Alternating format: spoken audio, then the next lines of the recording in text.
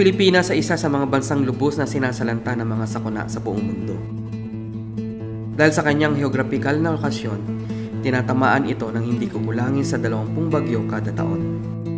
Nitong mga huling taon, naranasan ng bansa ang mga malalaking pagbaha at landslide na dulot ng mga bagyo.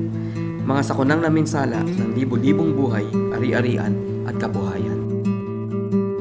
Ilan sa mga ito ang mga landslide sa lalawigan ng Quezon at Aurora, Bicol at Leyte, pagbaha sa Iloilo at Misamis Oriental, at ang kamakailang matinding pagbaha inihasik ng mga bagyong Ondoy at Pepeng sa iba't ibang panig ng Pilipinas.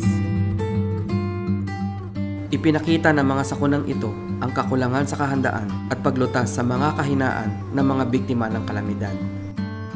Kung kaya't naglunsad ang CDRC ng isang programang tutugon sa vulnerabilidad ng mga pinakaapektadong komunidad ng mga landslide at pagbaha sa bansa.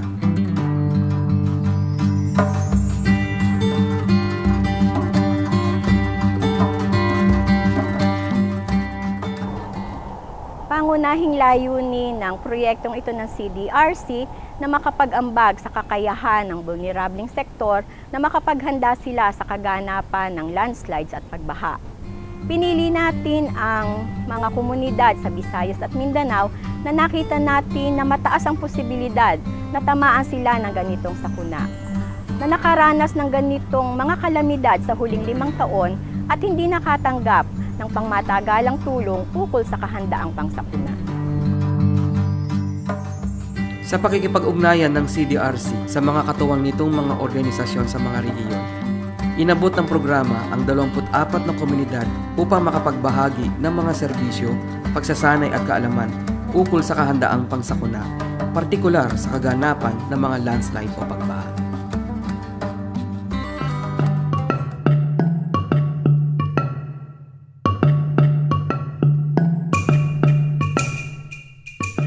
Nakahati sa 2 pangunahing bahagi ang programa ng CDRC.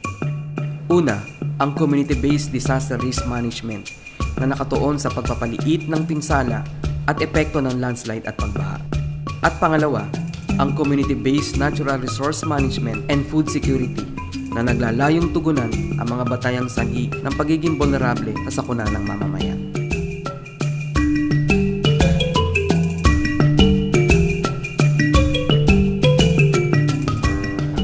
Binubuo ito ng ilang mahalagang sangkap. Una, ang isinagawang Disaster Management Orientation. Ito ay isang panimulang aralin na nagbabahagi ng mas angkop na pagtanaw sa usapin ng sakuna.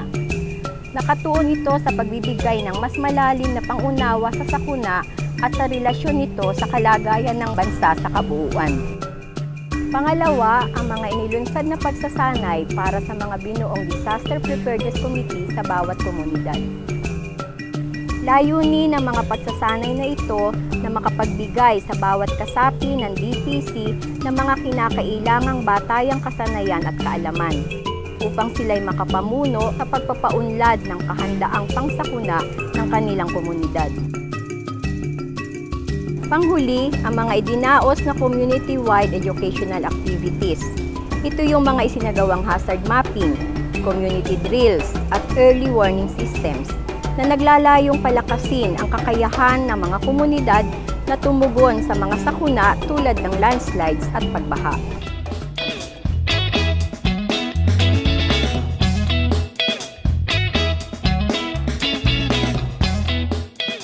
Upang matugunan ang sanhi ng vulnerabilidad sa sakuna ng mamamayan, kasama sa programa ng CDRC ang pagtataguyod ng mga pangmatagalang kaparaanan upang mabawasan ang kanilang mga kahinaan at mapaunlad pa ang kanilang kabuhayan.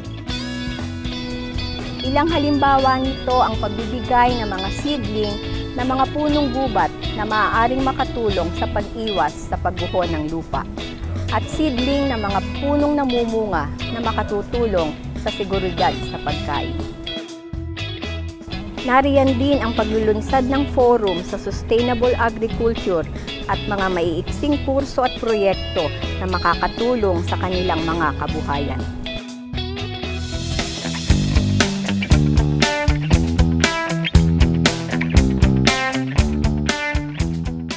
The project was a huge success.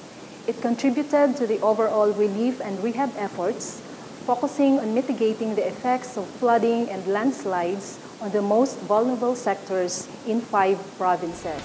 Specifically, it built the capacity of 24 selected communities through disaster awareness raising and through the formation of disaster preparedness committees. It also developed and built community resources for long-term mitigation and relief and rehab. But we did not do the job by ourselves alone. We all know that humanitarian collaboration of local and international communities will potentially lessen the impacts of disasters like flooding and landslides. Such collaboration can take on many forms, and we are proud that Mercy Relief has partnered with us in this project. CDRC takes this opportunity to thank the people of Singapore for sharing their expertise and resources.